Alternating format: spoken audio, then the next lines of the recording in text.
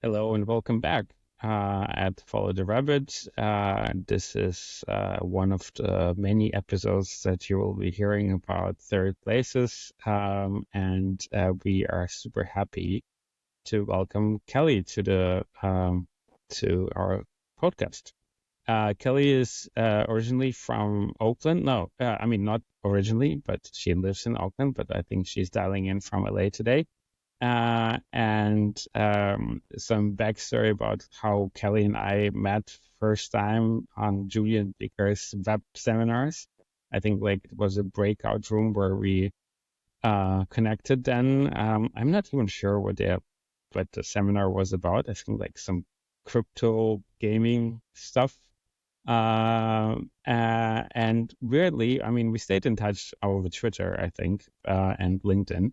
But we got reintroduced for this specific podcast episode through Samantha Culp, who I talked to, and she recommended that we do this episode with you together. And so, super happy to welcome you here at Follow the Rabbit.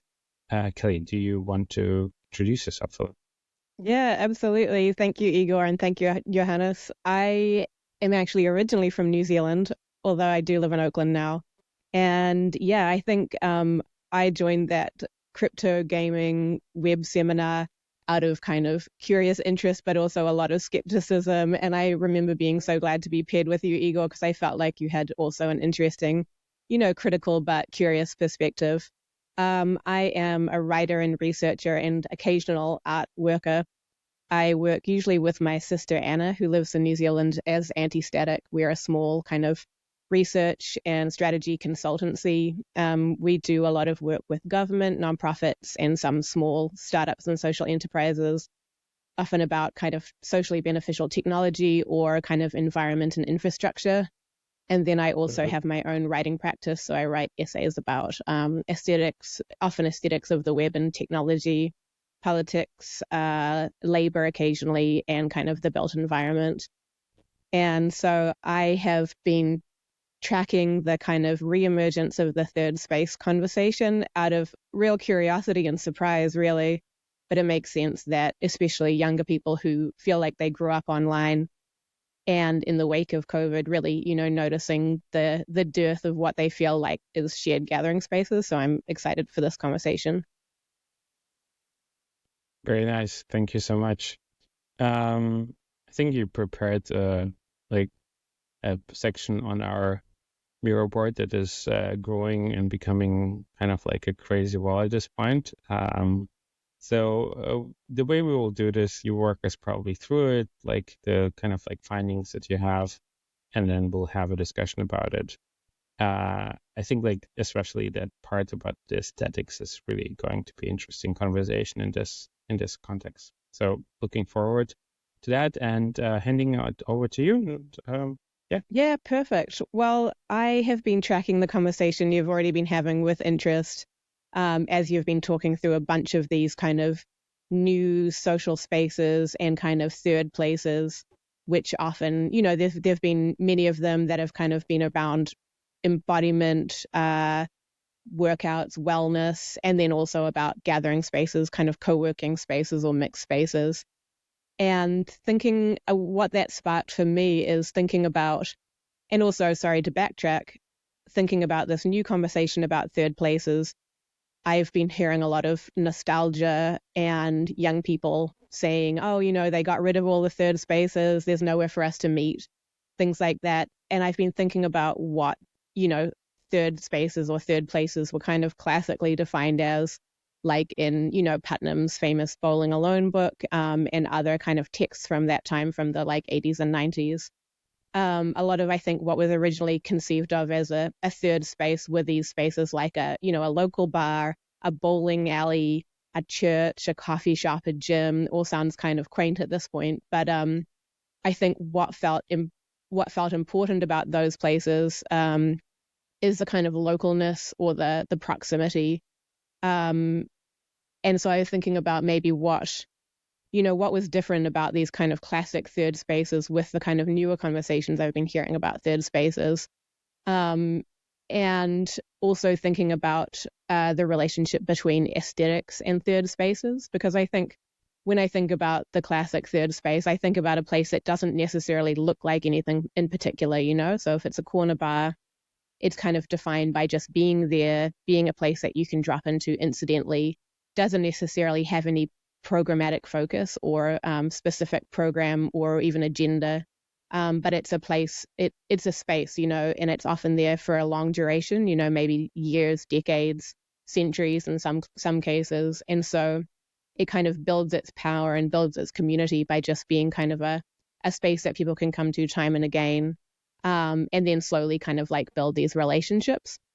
And so that's always what I thought of as kind of a third place, obviously one that's, you know, not work apart from people who work there and is not the home.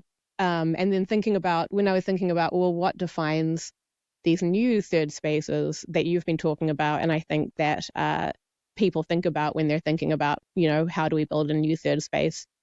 Things like run clubs are obviously kind of, you know, at the center of the center of those, or wellness spaces. And so some of the kind of new wellness spaces that Shorin is talking about now, then a lot of membership clubs, whether it's Soho House or other places that kind of merge work and networking and social spaces, and even gyms, which, you know, were really a traditional or a classic third space, tend often now to kind of be more boutique and really to have a clear aesthetic. And so when I was thinking about what are the qualities of these new third spaces, it really felt like these are kind of magnetizing spaces that, you know, draw people to them through their brand or through their aesthetic. Often they're replicable, so you could have a run club from the same kind of brand in a lot of different cities. And often they're kind of defined by programming. So a lot of the, you know, activities that you guys have talked about on your previous episodes, where, you know, people will come together to do some certain kind of activity together that is programmed by the space or programmed by the brand. And I don't know if it's necessarily really as binary as I'm kind of making it sound, but I have really been thinking about the fact that, you know, a lot of these new third spaces almost feel like they exist online first. And so, you know, Life After Lifestyle does talk about that. And you guys have talked about that, this idea that you kind of create the brand and then people will come, right? You have the merch and you have the website and you have the Instagram, maybe even before you have the members of the club. And so you kind of magnetize people through your brand. And so this kind of led me to this, you know, I don't know that it's a particularly robust theory, but kind of just a thought about these different forms and the different kind of shapes that they take, and like what that might mean, you know. And I think I have a tendency, you know, I can see in myself a tendency to be critical of some of these newer trends. And so I'm totally interested in hashing that out and hashing out where the kind of like opportunities and like exciting possibilities are in these new third spaces as well. But I think my kind of like working theory, when I think of, you know, the shape of the original third space, it's something of a container. So it's like a place that is, it's not neutral, but it isn't the form and the shape of the space isn't it, or the brand of the space, to use a more kind of contemporary idea, isn't one of the defining features, and it doesn't define what happens there, versus a new third space where I don't know, I've called it third spaces platform. I'm really not sure if that's the right term for it. But I think I'll just kind of run through my thinking about this. So as I kind of understood it, you know, the initial definition was about, you know, proximity to users. So you would go to the bar that is close to you. You'd go to a church that fits your, you know, fits whatever your kind of religious demographic is. But in general, you'd just go to the local one. You wouldn't necessarily choose it because, oh, I really love I really love the incense that they use at this church, or, oh, I really love the, you know, really great stained glass, so that's why I'm going to go there. It's more about, you know, the localness and just regularity and proximity. And so community, which I think is what, you know, ideally is kind of created or enabled through the third space, community is kind of created by people becoming regulars. So, you know, you go to the same bar every Friday night, eventually you'll meet people, and then you kind of just do whatever there. And so rather than being oriented around a certain subculture or cultural agenda, often, but not always, I think these kind of whatever original iterations of a third space aren't defined by the identity of the user, apart from these broad things like you're a Christian or you're Muslim, depending on, if it's a religious space. And so I think that's kind of part of the reason that I consider these earlier third spaces as not being driven by aesthetics. So obviously, if it's a coffee shop or if it's a church or whatever, there is an aesthetic. It's shaped by the time that the building was built, the time that the building was decorated, who took it over. If it was started in the 90s, it might have beautiful 90s vibes, but the look and feel of the space is not usually integral to the function of the space or even the identity of the space. And so this is what kind of led me to this container idea, that this third space as like a flexible container for all kinds of agendas and things that can go on there. And that by becoming a regular, meeting people in that space, you then kind of use it for your own purposes. And one of my, not inspirations or things that sprung to mind when thinking about this third space as a container is Blackbird Spyplane, which is a, fairly influential fashion, menswear, culture newsletter, which I'm not sure if you guys follow or not. Yeah. Okay, it's hard to categorize, really. Oh, absolutely. Yeah, I won't bother trying to explain it or trying to explain the style, but Yeah. if you know, you know. Yeah. But one of their essays from a couple of years back was about kind of, in a way, about this concept about what they called the ungrammable hang zone, which is the idea that, some of the kind of bars or coffee shops or bookstores that I love the most and that I think they love the most are these spaces that might kind of look like shit or might look really weird and can't really be captured by a photograph. Often they're decorated in, either a half-hearted or bizarre or idiosyncratic way. But they are not really a legible, they're not really a legible space that you can post pics from. Whereas I think the rise of Instagram and also just changing trends in real estate and changing trends in preferences has led in the last, say, 10 to 15 years to, new spaces that are designed to be visually legible, so if you post a picture from there, people will be like, oh, you're at the new cool cafe. And so I think the idea of the ungrammable hang zone is kind of useful maybe when thinking about these earlier third spaces. Some of them don't look like much, like a bowling alley might not be very exciting to look at, but it's about the container and about whatever the idiosyncrasies of the space rather than about the creating a specific vibe that's legible to viewers. And so thinking then, and I don't know if this is not completely one-to-one, this is not always correct. I don't think this division of container and platform, but I think many of the kind of these new third spaces or new third space kind of communities that you guys have discussed are brand first, in that they've been, sometimes it's an idea online, sometimes it's an online community first that then, they develop a brand identity essentially and maybe t-shirts, and then they come together in real life and do activities. But often it's, designed and in place before the launch of the kind of community or before communities are even invited in. And I'm curious about whether this kind of like definition of aesthetic or brand around a lot of these new third spaces means that people are magnetized to it if they're like the kind of person who would join this space, like am I a run club kind of person? Am I the kind of person who would go to this wellness space?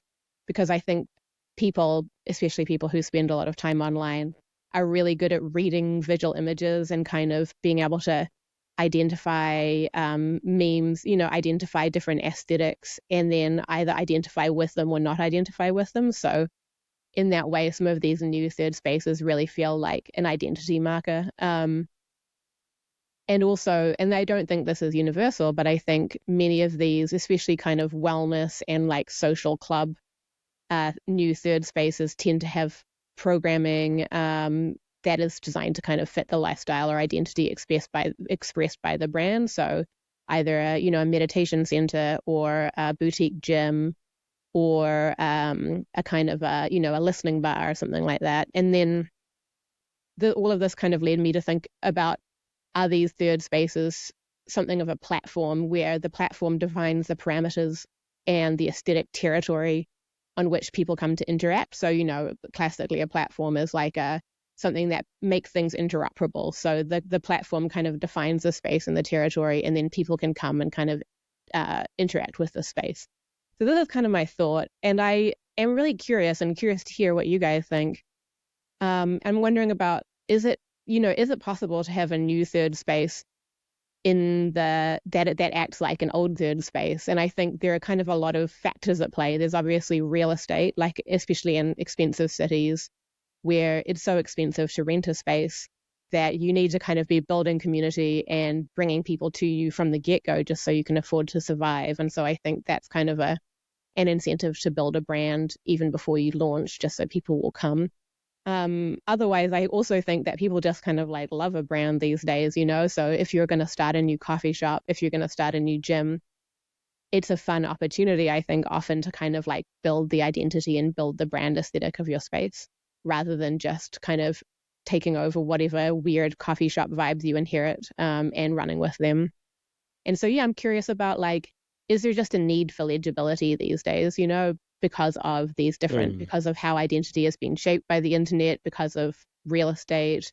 And then, yeah, I guess that's what I've been thinking about versus, and I wonder now, like in the wake of Yelp, in the wake of Google reviews, in the wake of this just real accessibility of the city and findability of spaces, if the old model is less appealing, because I think, previously, to become a local, if you move into a new neighborhood, you're like, well, my local bar on the corner seems a little bit intimidating. There's a lot of locals there already.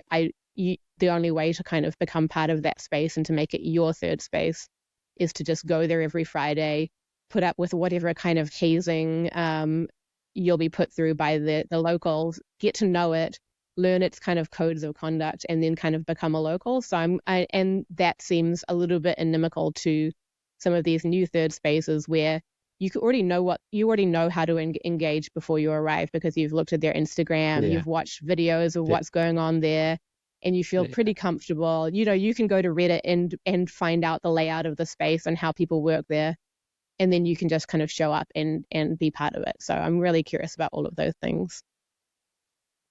Well, first of all, thank you so much. I actually thought I would know what would be my first question after I saw your research, but I have different kind of like thoughts after this.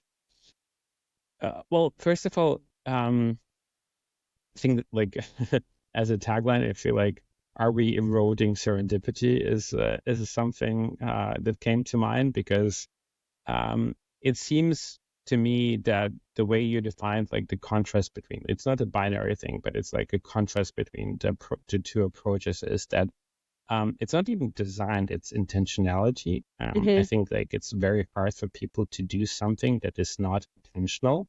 And that means both the people who are designing those new places and the kind of customers. It's hard for us to experience something that we haven't researched because of the abundance of information that is there, and that it kind of creates this, I guess, unspoken need that why would you have a bad experience or an unplanned experience if you can do actually your research.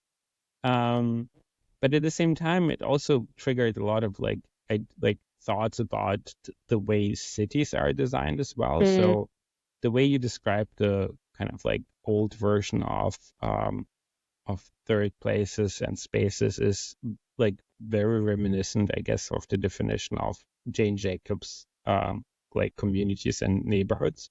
Basically, a lot of the things that people are doing is actually happening in those neighborhoods. And like most of the social interactions that you have during your like average day happens in your neighborhood, while that's not the case anymore for most people because of remote work and all those kind of like new technologies that help us be in completely different areas.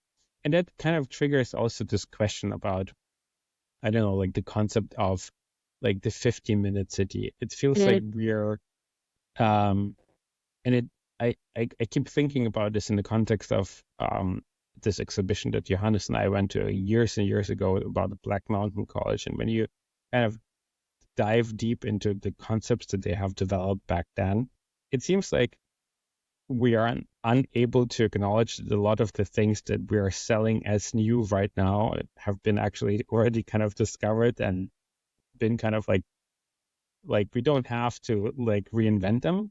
But if you don't pretend that you have invented them, you can't charge more for it. So we have to pretend that we're kind of inventing this again. And a lot of it feels like that's happening right now as well. Like when it comes to, and I'm definitely a victim of this as well. Like when it comes to picking out a place to go eat, I would definitely look up on what's new right now, based on certain aesthetic markers, and that would attract me. And kind of like I would try to deduce beforehand if it's just one of those Instagram places that do the aesthetics well, but the food not is usually not that great. So I think like there is a lot of that, I guess, intentionality and signaling that I'm kind of like that I've thought was really fascinating to me, the way how you describe it. But yeah, Johannes, maybe. The first thing that came to mind when you talked about like young people like being annoyed that they don't have third places anymore was that what we haven't at all talked about in this podcast over the last episode of Third Places is that the new CEO of Starbucks is basically killing Starbucks as a third place, which is like Starbucks is the ultimate third place. I mean, I remember so many years of always going to a Starbucks wherever I was because I knew there would be free Wi-Fi and you could like sit down in a comfy chair and things like that. So I think there's definitely something to it. Yeah, I also like had this notion of intentionality. Found really interesting. I thought like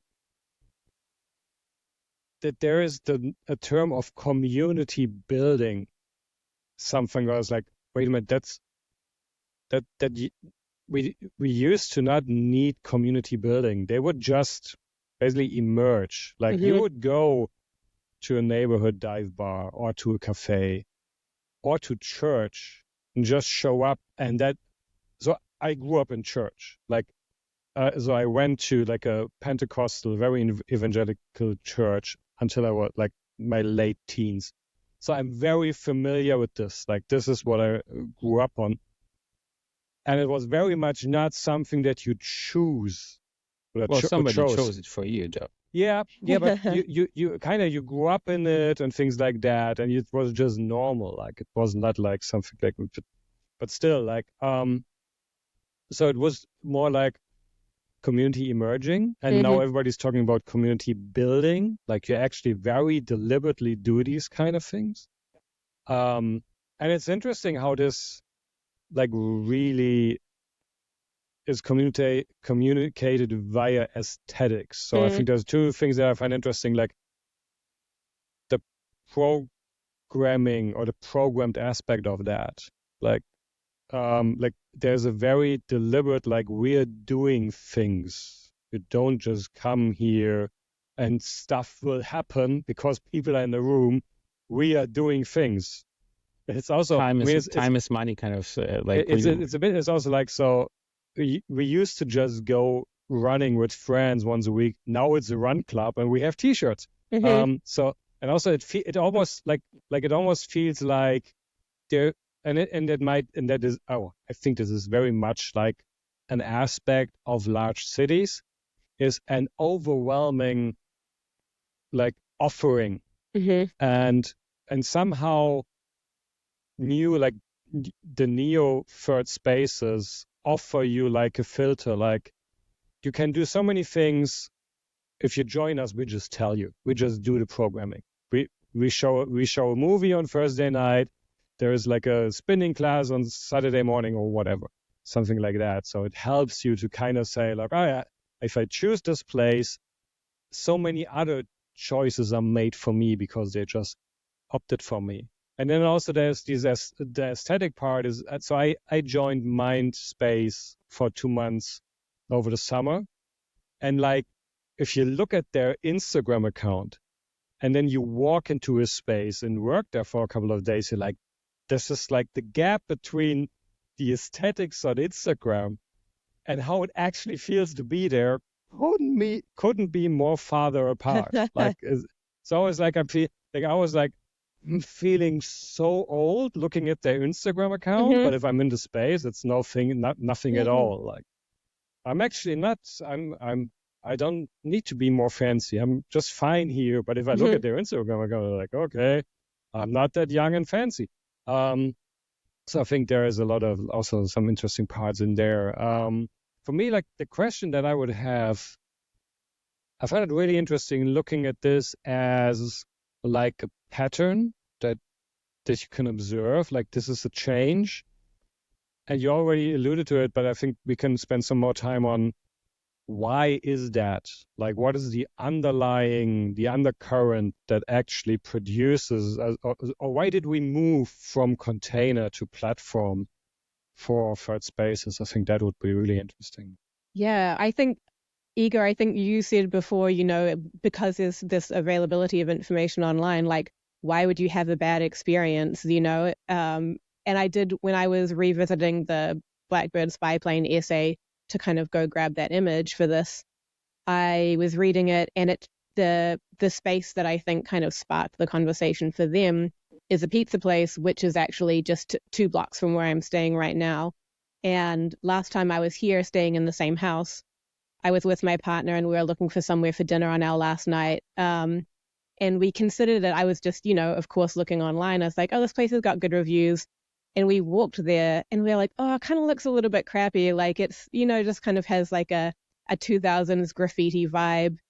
There's no one really cool here. The pizza looks good, but who knows? And we decided not to go there because we were so like obsessed by having like optimizing our final evening. And we ended up kind of traipsing across town for what ended up being a very mediocre experience. And then I was rereading this essay and I was like, holy shit, this was the place that the folks from the newsletter went, and they were like, this is the epitome of an ungrammable hang zone. And it completely was. And I am the chump for not going there because it didn't have the aesthetic that kind of suited my moment. And so I think there is this maybe this sense of committing to a space and committing to becoming a regular somewhere feels like literally a commitment if you feel time poor or if you feel opportunity rich, And so I think even if there is this, I think it's completely true that just going to the same place over and over again is really the way that you will become part of an emergent community. But committing to going to the same place over and over again feels so challenging when there are so many cool places. You're being bombarded with new restaurant openings, new clubs all of the time.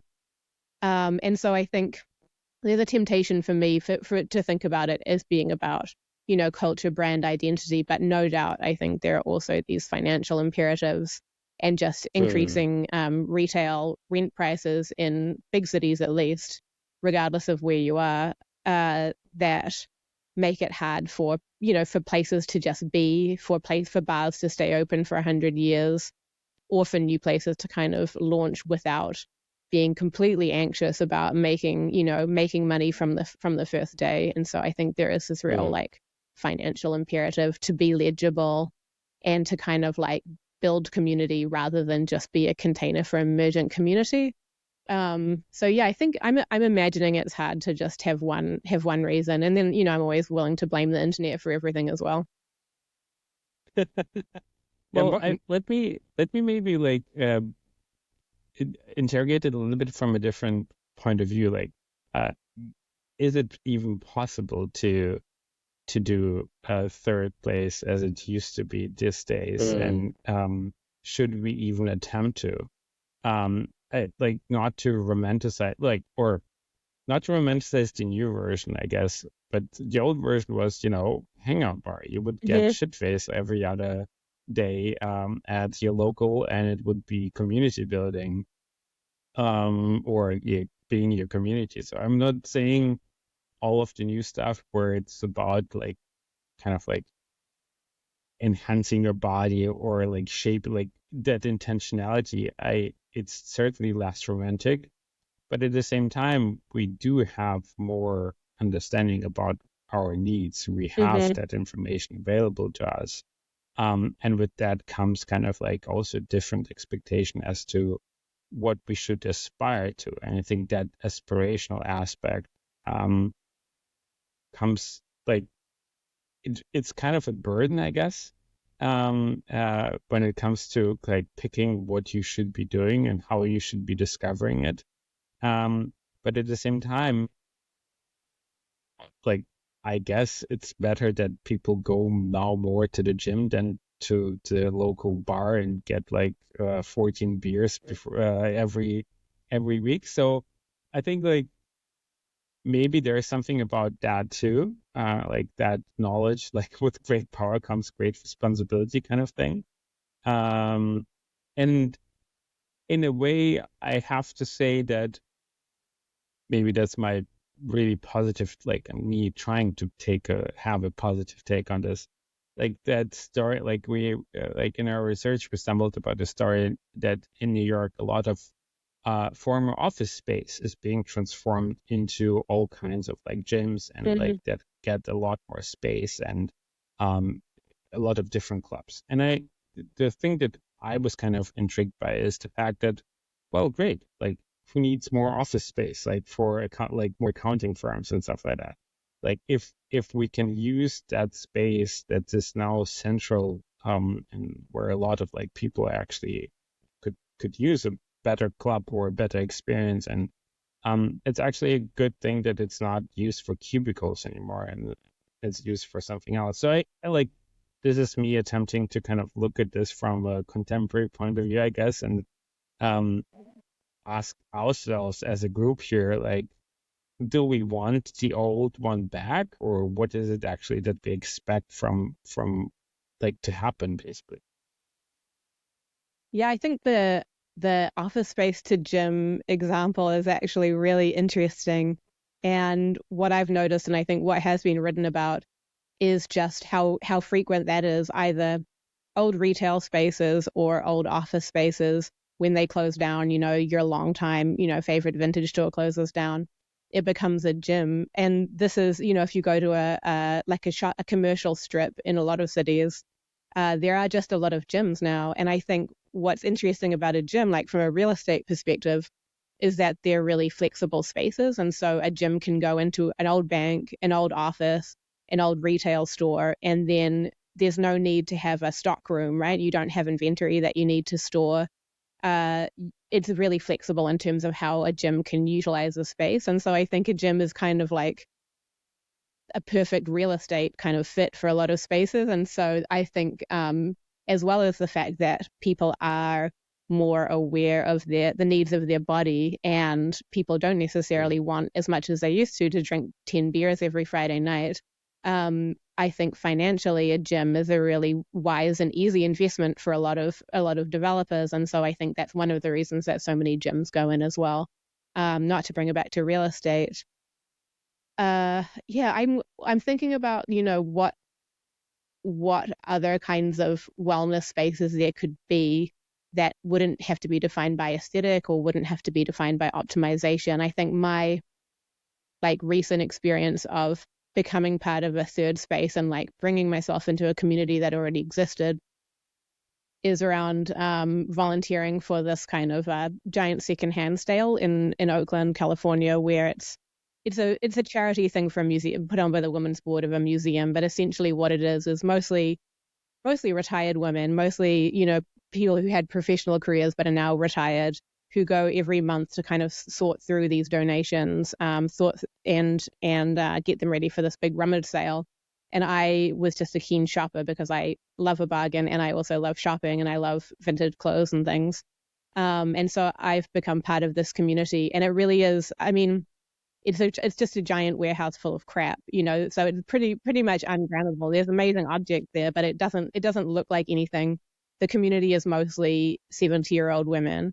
But I think this having a shared activity that is, it's not helping our bodies, but it's keeping us active, us middle-aged and old people. And it is so it's not anti-wellness, but it's really building, the wellness is really around community. It's around recirculating objects.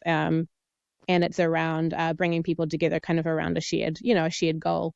So I think that that's like maybe an ongoing opportunity for contemporary third spaces that aren't defined by aesthetic is, whatever, volunteering and working on projects together, whether it's a community garden or something like that. But it seems more challenging to know how to build that. How do you build that if you're if you want to start something like that? What do you do? There's not the blueprint in the same way as there is for a wellness space. I think I finally found a reason to get a proper like digital avatar. So here's a speculative kind of idea.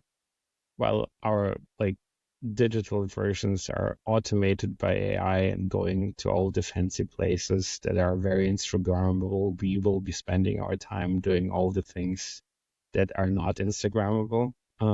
It's kind of like basically the duality of because like you mentioned this, like there is like that not Instagrammable aspect, and it's not just about Instagram, but it's kind of like a substitute for this kind of a certain activity that is associated with a certain aesthetic and becomes kind of a currency, because it like one of my like basically favorite spots that I would go to eat, I would never post a photo from it because it doesn't look great, but I enjoy it and I go often.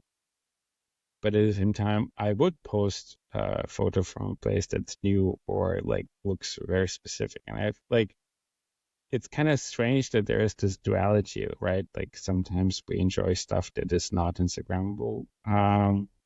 So yeah, I mean, for me, it's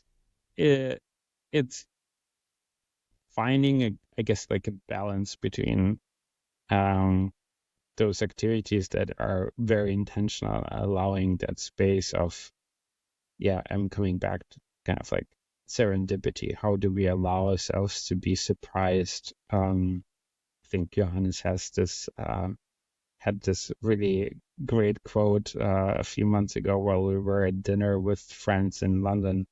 Surprising, not random. And I think like there is something about this kind of idea that we want to be surprised, but because we want to be surprised, we also erode that opportunity by researching it to death, and then becoming basically addicted to this idea that we have to have a certain experience that looks surprising but is actually quite random.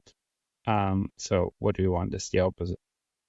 I think even going back to this idea about you have this digital avatar that's having an aesthetically coherent experience, that you can describe to other people and that's very legible. But then your actual physical body's doing other things. I think, Johannes, what you were describing before, I can't remember what the space was that you said you were a member of, but just looking at, you were saying, Mindspace, looking at the Instagram and feeling like there was this really defined aesthetic and an identity that you might not fit, but then being a body in the space, not feeling that kind of incongruous and not feeling like it was as uptight or as kind of like aesthetically coherent as it might have looked online. So I think all the time, even if you are part of one of these kind of like aesthetic brands or communities, there's always going to be that gap, right, between what it looks like online or like your mental image of it versus the actual experience. And I think oftentimes the real experience, like the embodied experience, does have room for surprise and whatever spontaneity, even if the brand aesthetic is really overdetermined. I find it really interesting. I'm keep asking myself, because you talk about aesthetics, and there's a lot of like identity in here and the identity signaling. I think this is also we gotten so used to that. It's like you mentioned, like you look at the pizza place and you're like, it's kind of off. Would I post a picture from there or something like that? So, and I'm wondering if we have taken that behavior offline. If we basically are so used that everything is connected to identity and identity signaling, that there is just, I don't think so. I wonder, like how you described, like the classic third spaces as almost like neutral spaces. Like it's just like everybody can come there, everybody can drink or eat there or just spend time there. And I'm wondering, spaces that we used to think were neutral are not anymore, because they are like because we better understand that what used to be neutral spaces actually very for example, like male focused or dominated spaces, something like that. We've learned about this, like what we thought neutral is actually just like the predominant male perspective or something like that. And so we have spaces like a neighborhood dive bar where we say that's actually not a neutral space. This space is very much about a certain like aesthetic around alcohol and drinking and stuff like that. And all of a sudden we're like, oh, I'm actually not so sure if that works for me, if that's actually connected to that. And so we like, and from this, like, we've learned this in online spaces to like really like take the spirit, like the vibe of the place. And now we apply this to every like physical place.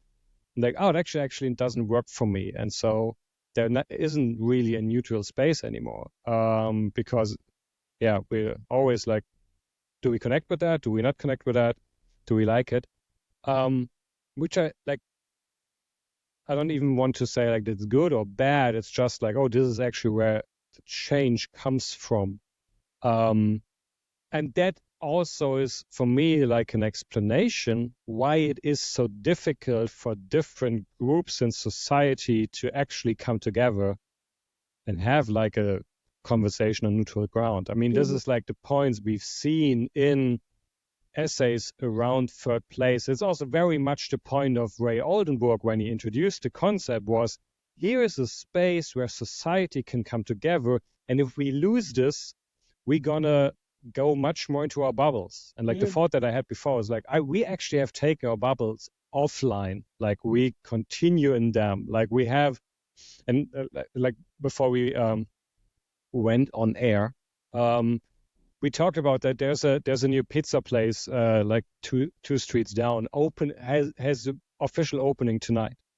And it was fascinating observing them for months. Like the guy who runs it, like he communicated the whole process from finding the place, from having it like renovated, from constantly asking his followers, should I do this? Should I do that? Should I introduce this pizza tonight? Should I try it out? Oh, I got my license today for drinking alcohol.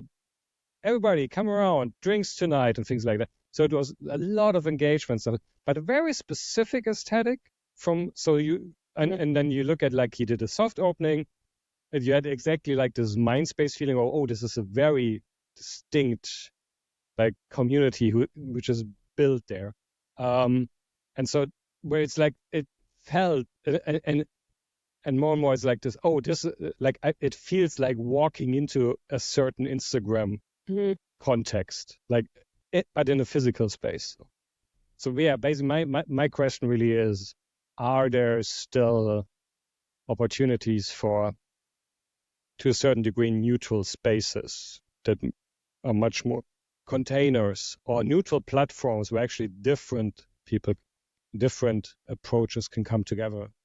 Yeah, I really appreciate that line of inquiry. And I think it's really both a generous reading and also really useful, because I think, as you say, a lot of these classic third spaces, what they call neutral or what one assumes was neutral was, is still this really specific, like classed, raced, gendered space, right? Where if you are, and I think this is something that maybe I hadn't even noticed that much with bars until a few years ago. My partner pointed this out, that if you go into a bar and there are people drinking alone at the bar, it's almost always men, even today, even in a city like San Francisco or Oakland, where it's, whatever, liberal, progressive.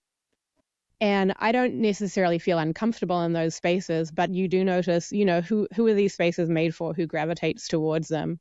And oftentimes it'll be, segregated by the class makeup or the racial makeup of a neighborhood. And so I think your point is really good, like with these new third spaces, there's a lot more awareness of identity, and not just like in terms of aesthetics, but in terms of like, if I'm a woman, if I'm Black, if I'm, not, upper middle class, what would feel comfortable for me, and how can I be part of a third space that seems like it's going to be safe, it seems like it's going to be like generative and productive for me. And so now I'm feeling a lot more generous towards these new third spaces, in terms of people really looking for like safe and appropriate and fun spaces to be in, regardless of, what your identity or your demographic is. And I think that makes it seem more, if you do denaturalize, what was naturalized in the old third space, something that seems neutral or just kind of random, but really is like a product of a whole history of kind of race and class and gender, what would it look like to actually create a more like neutral or container version of a third space now, and enable people to feel excited and safe to be there? I don't know. I think it is a big challenge. Yeah, well, I think we're looking for the third space. I was about to say, I feel like that kind of like turnaround that we had in our conversation right now is actually a really good spot to end on, because like we don't have to find an answer in this case. But at the same time, it's actually a really good kind of like point to kind of think about how to explore this question actually further. So let's see what happens out of that. Kelly, thank you so much for doing this with us. Absolutely. Thank you. Totally unexpected how this conversation went, but exactly right. I'm very glad we did this. Thanks so much. And yeah, I really look forward to following the rest of your episodes in this season as well. Thank you.